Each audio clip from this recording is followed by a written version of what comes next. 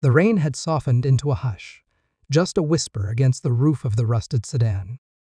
She sat with both hands gripping the wheel, unmoving, as if the act of stillness might hold back everything that wanted to break. In the back seat, the girl blinked at the steamed window, her breath a faint cloud on the glass. Her legs, long and too thin, lay wrapped in a blanket. The wheels of her chair were wet from the last gas station. They hadn't spoken in an hour. Across the gravel lot, the porch light of a weathered farmhouse blinked on, a small kindness against the gray of the coming night. He opened the door with hesitation, like a man stepping into a room he once feared. The dog barked once, then quieted. The woman didn't look up until he said softly, "Come in if you need to." No questions. No welcome. Just space. She lifted the girl into her arms, not with ease, but with practice, and followed the man into the warmth. The house smelled of dry cedar, brewed coffee, and something older, like pages left too long in the sun. A kettle murmured low on the stove. Mismatched mugs lined the shelf. A child's drawing sun, tree, heart had faded to ghost colors behind a magnet. He moved with a kind of caution, as if his own silence might echo too loudly. In the corner, near the window, a worn recliner faced the orchard beyond, rows of crooked apple trees hunched against the wind.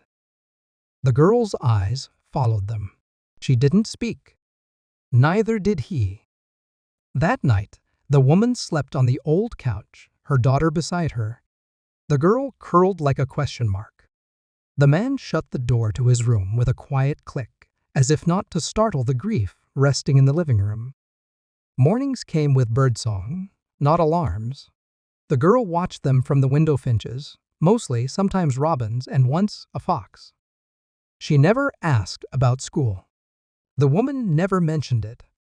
Instead, they swept the kitchen, fed the dog, folded old shirts, tended what they could of a life not theirs. The man worked in the orchard. His hands were cracked, his boots always dusted with earth. He never asked her what happened. She never told him. But one afternoon, as she peeled potatoes at the sink, he came in with a bruised apple and laid it on the counter. Said, "Best ones fall first." She turned her head. Not quite a smile, but something less heavy passed between them. People in town noticed. Small towns always do. The grocery clerk stopped asking questions after the third week. The pastor left a flyer in the mailbox that went unread. Once, the woman overheard a whisper outside the hardware store, him taking in someone like that.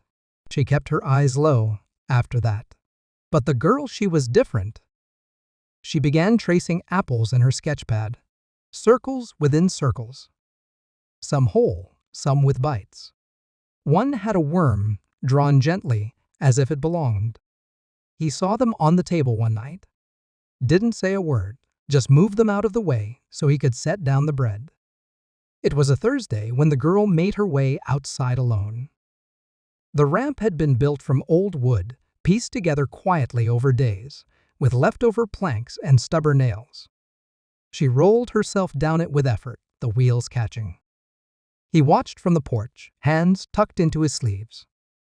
She stopped under the apple tree.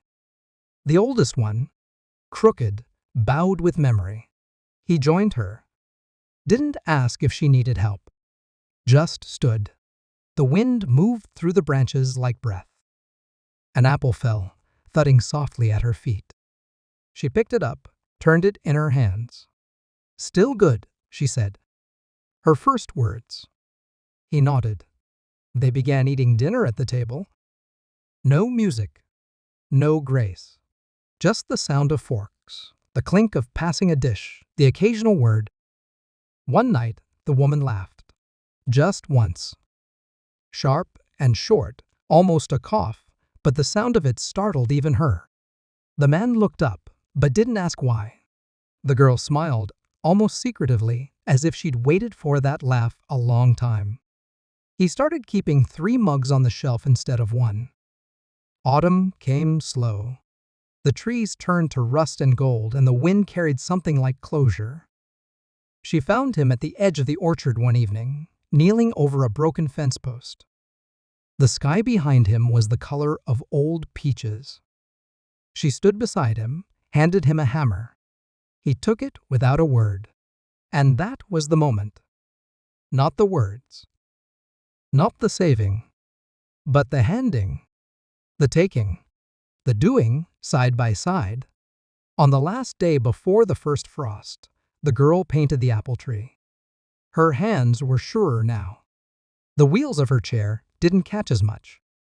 The canvas held reds, ochres, and a sky so pale it almost disappeared. When she was done, she rolled inside and left it on the kitchen table. No note.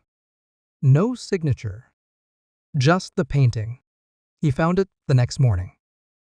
He didn't hang it. He leaned it against the wall, next to the window where the light hit softest. They stayed. There was no declaration. No decision made aloud. But roots don't announce themselves when they take hold. They simply grow quietly, beneath the surface, until one day you realize the tree never felt out of place.